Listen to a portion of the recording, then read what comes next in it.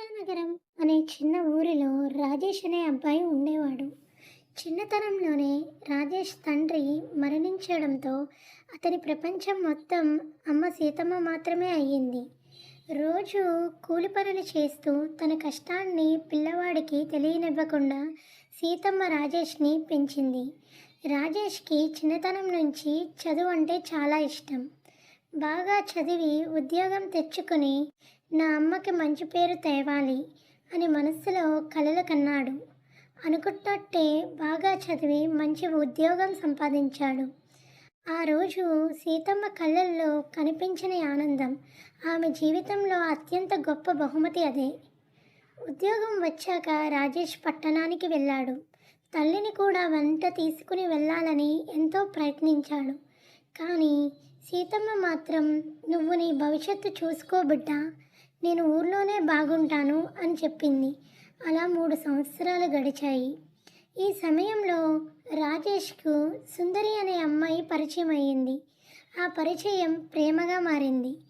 పెళ్లి విషయం రాజేష్ తన తల్లికి సీతమ్మకి చెప్పాడు. సీతమ్మ ఎంతో సంతోషంతో, "నీ ఇష్టమే నా ఇష్టం బిడ్డా" అని పెళ్లికి ఒప్పుకుంది. పెళ్ళి సీతానగరంలోనే జరిగింది. రాజేష్ మనసులో మాత్రం ఒక కోరిక ఉంది. ఉద్యోగం ట్రాన్స్ఫర్ చేయించుకొని తల్లితో కలిసి తన ఊర్లోనే జీవించాలనేది. ఆ విషయం సుందరికి చెప్పాడు. కానీ సుందరికి గ్రామ జీవితం ఇష్టం లేదు.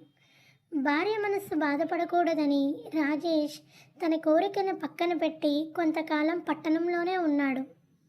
కొన్ని నెలల తర్వాత రాజేష్కు సీతానగరానికి ట్రాన్స్ఫర్ అవకాశం వచ్చింది. అలా రాజేష్, సుందరి, సీతమ్మ ముగ్గురు కలిసి గ్రామంలో జీవించడం మొదలుపెట్టారు. మొదట్లో అన్నీ బాగానే ఉన్నాయి. సీతమ్మ తన కోడలిని కన్న కూతురిలా చూసుకుంది. ఏ పని చెయ్యనివ్వకుండా ముందుగా తినిపించి తర్వాతే తాను తినేది. కానీ సుందరికి మాత్రం ఆ ప్రేమే బంధంలా అనిపించింది. రోజులు గడిచే కొద్దీ చిన్న చిన్న విషయాలకే అత్తాకోడల మధ్య మాటలు పెరిగాయి. సీతమ్మ మాత్రం ఎప్పుడూ తిరిగి మాటైనా అనలేదు. అన్నీ మౌనంగా తనలోనే దాచుకుంది. కొంతకాలానికి సుందరికి తన శరీరంలో మార్పులు కనిపించాయి. డాక్టర్ దగ్గరకు వెళ్ళినప్పుడు తాను గర్భవతినని తెలిసింది. ఆ విషయం ఆమె ఎవరికీ చెప్పలేదు. ఆనందం కన్నా భయం ఎక్కువైంది. ఈ గ్రామంలో ఈ పరిస్థితిలో నేను ఉండలేను.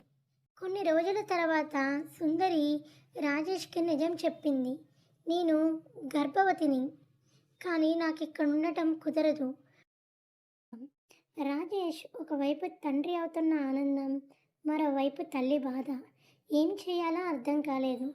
భార్య ఆరోగ్యం కోసమని తన మనసుకు తానే చెప్పుకొని నిర్ణయం తీసుకున్నాడు. తల్లిని ఎదురుగా పెట్టుకొని మెల్లగా చెప్పాడు.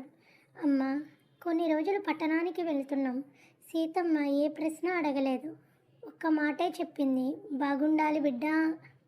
అలా సీతమ్మకు అసలు విషయం చెప్పకుండా రాజేష్, సుందరి పట్టణానికి వెళ్ళిపోయారు. పట్టణ జీవితం సుందరి ఊహించినంత సులభంగా కాదు. గర్భంతో ఉండగానే ఒంటరితనం, అలసట, మనసు నిండా భయం. అప్పుడు ఆమెకు గ్రామంలో అత్తగారు చేసిన ప్రతి చిన్న సేవ ఒక్కొక్కటిగా గుర్తొచ్చింది. ఒకరోజు అకస్మాత్తుగా నొప్పులు ఎక్కువయ్యాయి. రాజేష్ హడావడిగా సుందరిని హాస్పిటల్కి తీసుకువెళ్ళాడు. డాక్టర్ మాటలు విన్నాక సుందరి భయంతో వణికిపోయింది. ఆ క్షణంలో ఆమెకు ఒక్కరే గుర్తొచ్చారు, అత్తగారు సీతమ్మ. అదే సమయంలో గ్రామంలో ఉన్న సీతమ్మకు పట్టణం నుంచి వచ్చిన వారి ద్వారా కోడలు గర్భవతి అని తెలిసింది. ఆమె ఒక్క క్షణం కూడా ఆలస్యం చేయలేదు. నా కోడలికి ఏం కాకూడదు అనే ఒక ఆలోచనతో పట్టణానికి బయలుదేరింది. హాస్పిటల్ బయట సీతమ్మను చూసిన క్షణమే సుందరి చిన్నపిల్లలా ఏడ్చింది. ఆమె దగ్గరికి పరిగెత్తి, "అమ్మ" అని గొంతు నిండా పిలిచింది. సీతమ్మ ఏమీ మాట్లాడలేదు. సుందరిని దగ్గరికి తీసుకుని తలపై చెయ్యి వేసి మెల్లగా నిమిరింది. ఆ స్పర్శలోనే సుందరికి అన్ని భయాలు కరిగిపోయాయి. కొంతసేపటి తర్వాత సుందరి తల్లి అయింది. ఆ వార్త విన్న సీతమ్మ కళ్ళల్లో కన్నీళ్ళ కాదు, ఆనందం పొంగిపోయింది. రాజేష్ దూరంగా నిలబడి అన్నీ చూస్తున్నాడు. తల్లి త్యాగం, భార్య మార్పు అన్నీ ఒక్కసారిగా అతని మనసును కుదిపేశాయి. ఆ రోజు రాత్రి సుందరి సీతమ్మ చేతిని పట్టుకుని చెప్పింది, అత్తమ్మ, నేను చాలా పెద్ద తప్పు చేశాను. మీ ప్రేమ విలువ నాకు ఆలస్యంగా అర్థమైంది. సీతమ్మ నవ్వుతూ చెప్పింది, తప్పు తెలుసుకున్నప్పుడే మనిషి నిజంగా మారుతాడమ్మా. ఆ రోజు నుంచి ఆ ఇంట్లో మాటలు మారాయి, మనసులు దగ్గరయ్యాయి. పట్టణం కాదు, గ్రామం కాదు, ప్రేమ ఉన్న చోటే నిజమైన ఇల్లు. తల్లి ప్రేమకు షరతులుండవు. ఆ ప్రేమ విలువ బాధలో ఉన్నప్పుడే నిజంగా అర్థమవుతుంది.